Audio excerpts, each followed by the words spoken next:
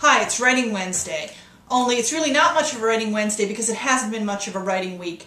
I came down with a nasty cold and I've been spending more time with this, the Kleenex box, than with this, my manuscript. Now I know I really have no cause to complain about having a cold, especially in a season when there's a virulent flu going around and many people have it. Some people, older people and people with compromised immune systems have died of the flu. Nobody ever dies of a cold, so I know I'm getting off easy. But I had a couple of nights where I had that really intense, stuffy, sinusy headache feeling. Just couldn't get up the energy to get back at the novel. And as you may remember, this is supposed to be the beginning of my research month. I was supposed to be going through all 180-something pages of this manuscript, picking out some of the holes in the story and thinking about how I was going to fill up those holes with research. And then I was going to talk about that on this week's video.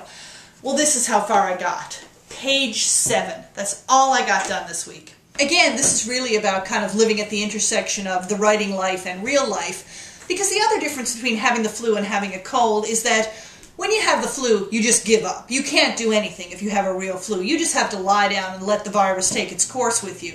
When you have a cold, you pick your battles. You can still do some things, but you have to pare it down to doing the essential things.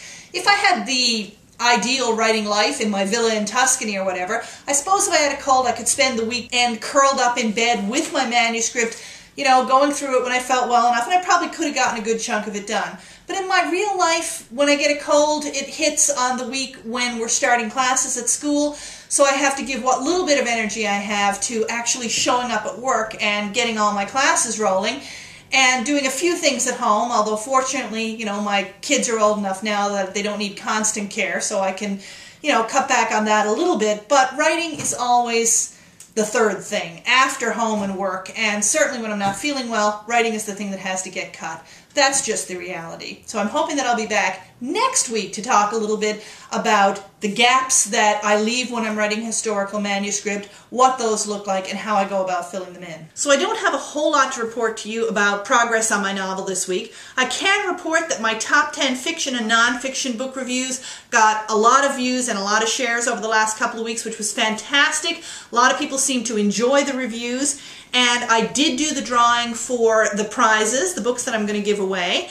It was mostly at random, but I did kind of want to share the prizes around amongst the different platforms, I guess, where people were sharing it. So among the people who shared it on Facebook, a prize is going out to Elaine. Among the people who shared it on Twitter, Laura of A Novel Review is winning a book.